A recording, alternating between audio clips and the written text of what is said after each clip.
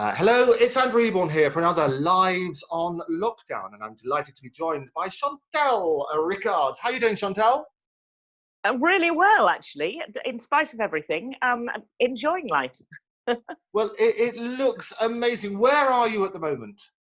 I'm on lockdown in Wandsworth, sunny Wandsworth in South London, Southwest London, and been here really since the beginning, and I'm happy to be so, actually. Got a bit of a back garden, so I can get outside when the sun is shining, and I can cycle on my bike up and down the Thames and whiz across the bridge to have the odd saunter around the Hurlingham Club Gardens. So I'm absolutely fine. I have no complaints. No, fantastic. Well, you're one of the busiest people that I know. So coping with life on lockdown, how are you finding it?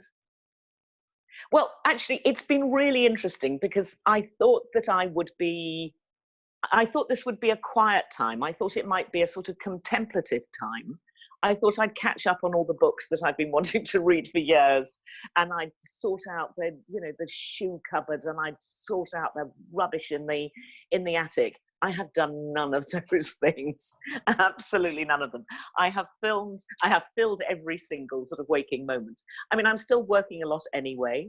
And since I came back from America, I've been trying to split my time between doing some film and television work and some non-profit work. And actually that takes up most of my time, to be honest. And then I'm sort of squeezing in some, now I'm taken up Keep Fit, and I've taken up yoga, and I'm cycling more than I was. So actually the days go by incredibly quickly. So all is good on that front. Oh, no, absolutely. Well, they always say at this sort of time, you're either going to be a hunk because you're working out so much, a chunk because you put on too much weight, or a drunk. Which one are you? Well, I think possibly a hunk, although I wouldn't describe myself as a hunk. Yes, but it's hard to unbecome. I haven't hit the biscuit tin, so that's okay. And I'm keeping incredibly busy. So I think I'm just about getting away with it at the moment. Oh, that's good. Because you find a lot of people in this industry, I mean, film and television, we had MIP cancelled, we had Cannes film cancelled, we have people stopping all sorts of production because they can't do it. Indeed. And I think what's happening, they're now starting to try and create things in a very different way, like in the same way as we're doing today. You're trying to find, it's the new Zoom generation and other platforms. People trying to connect one-to-one where you scale back the production quality, if you like. And what I loved was our conversation just before we came on air was, oh, there's a microphone right, and we're going to do this, and these are the great headphones. Because I think what's happened is people are now focusing probably as much on the content side of things and just whittling it back for really, really good stories. And what I found, it's been a really creative time about finishing that unfinished business, for doing the homework, if you like, for the next productions, the big productions, if they ever come back. Yeah. Well, I mean, some of them have still been going on. I was talking at the weekend to Trish Kinane, who is a former colleague and friend from ITV days, and she's now at Fremantle as head of entertainment in America. And she runs America's Got Talent and American Idol.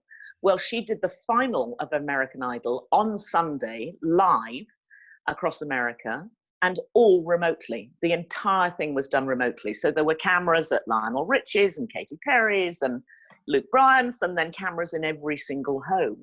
And they'd done all the run-ups to the finals from people's homes. And actually, it's really good. It's got pace, it's got excitement, it's got energy. And of all of the sort of at-home models that are being created at the moment, I think Idol has done it incredibly well. Trish has really pulled it off. And we've got the same thing here, because BGT, Britain's Got Talent, is on air at the moment. I know lots of performers who are in it and are making their way through. But as I understand it, the live final is being postponed because they don't really know. Are there lessons to be learned from what Idol has done? I think so, because actually a lot of the American press have used the example of American Idol to say, look, this is how you can do it and how you can not even get away with it. I mean, I think it's created something actually quite new that people could use as a model for a different type of programming going forward. It doesn't feel like a sort of, they've made it up as they went along and they've gave us a slightly sort of shitty, cheap option. It doesn't feel like that at all. Right. It feels like a very professional production. Yeah, and that's the other thing. I've been talking to people in the sporting world where we're doing things behind closed doors, and a lot of sportsmen and the Boxing Federation trying to work out what they might be able to do and so on and so forth. And a lot of athletes and people, they need, if you like, the fix from a live audience. And it's quite Yeah. tricky, isn't it? It's like footballers Yeah. are saying some of them are playing matches now, but it's not the same, is it? No, no. I was, or I still am, working on a project for Rugby for Heroes with Nick Knowles from Oh, yeah. DIY SOS, who I'm sure you will know. And Nick and I are going to take the Rugby for Heroes team, the English, Irish, Scottish, and Welsh players, over to Los Angeles and Southern California. I think it'll be next year now.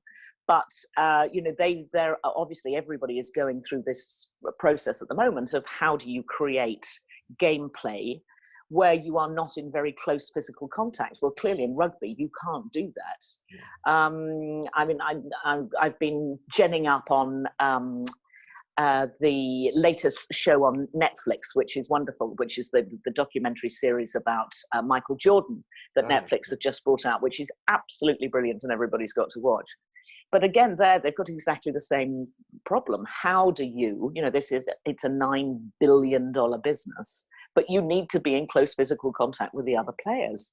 I mean, I think they're getting around that in America because they are opening that back up. I don't know whether they're going to let crowds in to watch it, but they are going to allow the sportsmen to come together. And so the restrictions are being lifted in various places around the world. No, you're absolutely right. And I think it is certainly sports like football and rugby and cricket, where you've got people in close proximity. And as I say, I was talking to the head of the boxing and that sort of side. And what they're all having to do, the boxers, as they come into the ring, they all have to wear masks. It's only when they get into the ring that they take the masks off.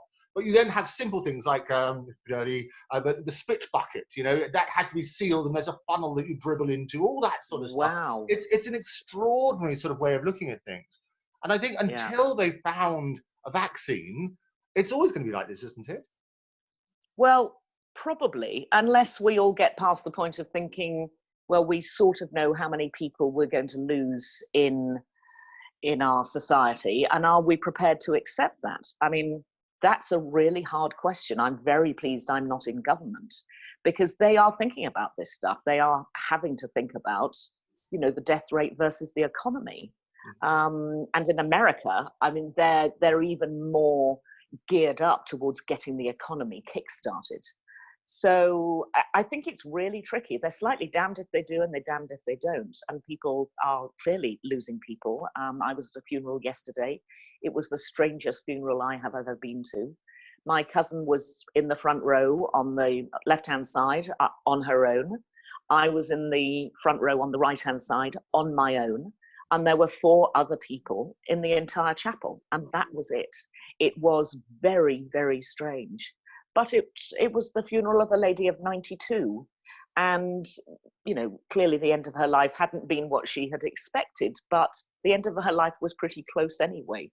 So, I mean, these are really knotty problems for people with far more intellectual depth than me. And I'm glad I'm not making those decisions. And you're right. And what you find with our leaders, and I've been talking to people around the world, and the difference of approach in what they do in Australia, and what they do in Sweden, and what they do in South Korea. History will see who's got it right. And the problem is... Well, it will, but only if they can actually use the statistics appropriately. Because I think what everybody has got wrong is that nobody said at the beginning, okay, this is how we're going to do the sums. And nobody got that right. So actually, it's incredibly difficult to compare us to Germany, or to compare us to France, or to compare us to Belgium. Everything is different. France has the same number of people as the UK, but is 3 times larger in terms of square meters. Germany has 20 million more than us, but again, it's a vastly bigger country than we are. And all of those things come into play. But because there was no big one statistician in the sky saying, this is how you're going to do your sums, guys, it's going to be incredibly difficult to extrapolate any sort of real learning from what we're going through. And the other problem as well, Chantal, it's become a PR exercise in a way, isn't it? Where people deny that they've got a problem or things like that. And the politicians and the people who've really impressed me on the programs are actually the scientists who just give you fact after fact after fact. People like Professor Sarah Gilbert, who sort of explains what it actually means, as opposed to the poor politicians who are given sound bites, but not necessarily all of the information. Yeah. Well, yes, viz Donald Trump is all I would say to that. I will leave that hanging in the air. Oh, yes, yes. Well, Donald Trump features quite a bit in your history, which we'll come on to. Indeed. Which is always extraordinary. But let me take you back, because to the very, very early stage. Socrates, wasn't it, who said, "Show me a child to the age of 7 and I'll show you a man or woman." You're a Lancaster. You grew up. You were one of 6 children. Lass. Yeah, absolutely. One of 6 children. And I think it was like a 17-year age gap between the youngest boy and the eldest boy, and the girls were in the middle. Is that right? Exactly right. You've got it absolutely on the nose. I'm going to go for the car now, Chantal. You can test me on Chantal Rickards' life. It's going to be good. So tell me, I mean, growing up in a big household, and I was just one of 4 children, and I know that negotiation and trying to work out where you are in the pecking order and making decisions and what happens at family and who eats what and who drinks what, and if you have services, what you sing at the service, all of those things are really, really quite difficult. How did you manage? Talk to me about your childhood. How did you fit in, and who sort of ran the household, if you like? Well, that's a really interesting question. I think because there were so many years between top and bottom, and because we were fortunate enough to be independently educated away from home, so we went to boarding school. So my eldest brother went to boarding school before I was born. So when I arrived 13 years later, he was only at home 3 months a year. So I can't say that, and my elder sisters also were at boarding school at that stage. So we weren't all together often, other than family holidays. When my youngest brother was born, my eldest brother had already gone off to medical school. So in a way, it's sort of difficult to answer that question because we weren't all crammed into the house all at the same time. We were so spread out over so many years. In terms of sort of importance in the family, I would say that the sort of ready reckoner to show you how important I was in the family is to go through the family photo album and to realize that by the time it gets to 4, 5, and 6, there are hardly any photos of us at all. We've just completely got dropped off the edge of the planet. All the photo albums are full of the first 3 kids, and there are very, very few photos of me as a child. Maybe I, just wasn't a very pretty little girl, but even so, I'm sure you've been stunning at every age. But it is interesting that, though, isn't it? Because even with our family, you sort of turn on the first child, you video and you document every possible step that they make. You go to John Lewis just around the corner from us, and we bought up everything about 3-fold. By the time you get to the second one, you're far more relaxed about it, aren't you? I think so. I probably haven't got as many photographs of my second child as I have of my first, so I've made the same mistake.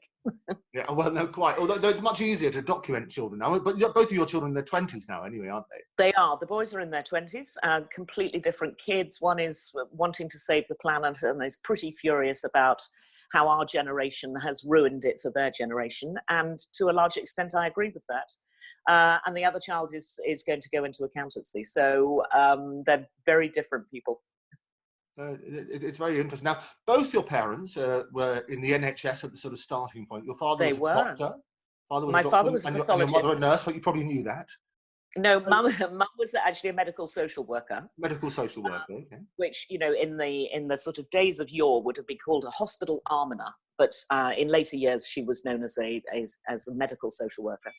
And Dad was a pathologist, so he was sort of Quincy MD. He wasn't a home office pathologist, which is something different. The home office pathologists are there, they work for the home office, and they tend to do the cases where crime is involved. Dad ran the department in Lancaster and then later in Poole and Bournemouth when the family moved south when I was about 5.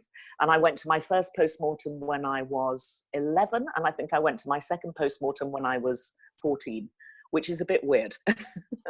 and it is, I mean, your father, he took you into work, and famously he would take you at Christmas time to the hospitals. Yes, I think it was a good thing that we were sort of taught that there was always somebody worse off than us, to be honest. And I think that possibly has played out in my later career years in trying to do a bit more non-profit work, in working for charitable entities. So I think I've got that old-fashioned public service thing that my parents instilled in me as a child, which is that you work for other people, you work to make society better. And I suppose after, 30 great years of messing around in telly and having fun, I then got a bit more serious and started doing something for other people in a more substantial way. I think it's also important because at the end of the day, and you've mixed with the rich and famous and everyday folk and everything else, people are people. And if you prick me, do I not bleed? And that sort of stuff. And we talk about in Mental Health Awareness Week this week. And I believe we should be aware of mental health all the time, but it's good to have at least an awareness week where we can talk about things. And we've had people on the show just opening up because it gives permission to other people. It's what I say, it's okay not to be okay. And I think looking at that sort of stuff and looking at other people, and your father very wisely taking you along and saying, okay, these people are in hospital. We'll go back and have our fantastic feast with 8 of us in the family, but these people are suffering. I mean, and what was the earliest age you were taken to the hospital at Christmas? I can remember it from when we moved to Dorset. So that would have been, we moved to Dorset when I was 5. And I certainly remember us going in my sort of my younger years from that age. After that, soon after that, we moved way out into the countryside, about 20 miles away from where Mum and Dad both worked. So I don't remember it happening as often then, but in the earlier years in Dorset, it happened a lot. Right. And you had a picture postcard sort of house, let's say, a thatched roof and things like that. Did you have many fond memories? Well, yes.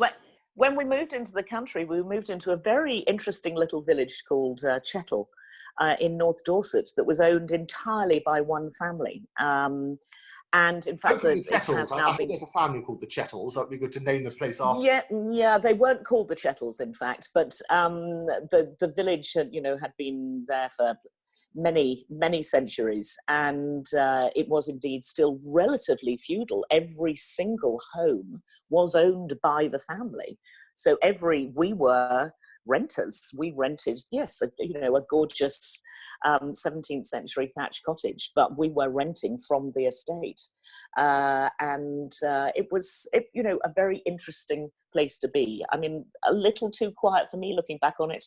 I think we had, other than the school bus, which came to take me to the local primary school until I was 11. We had a school bus in the morning, and clearly it dropped us off in the afternoon. Other than that, we had 2 buses a week. So it wasn't exactly, the most exciting of small villages. And I couldn't wait to get out, to be honest. You find that was a bit quiet. Yeah, 2 things you find in a village. I similarly grew up in a place called Bracklesham Bay, which is on the south coast near the Witterings.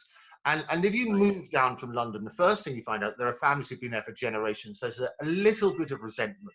Did you feel that when you first arrived? Did I feel that when I first arrived? I don't know. I was too young. Yeah, if you're 5, I think sort of history would say that they were thrilled that there was a great, big, noisy family moving into the village. That we upped. Can I just break off, Andrew? My front doorbell is ringing, and the only way that they can get in is if I let them in. Hang on 2 seconds. We'll take a break. We'll be back straight after this break. My way back.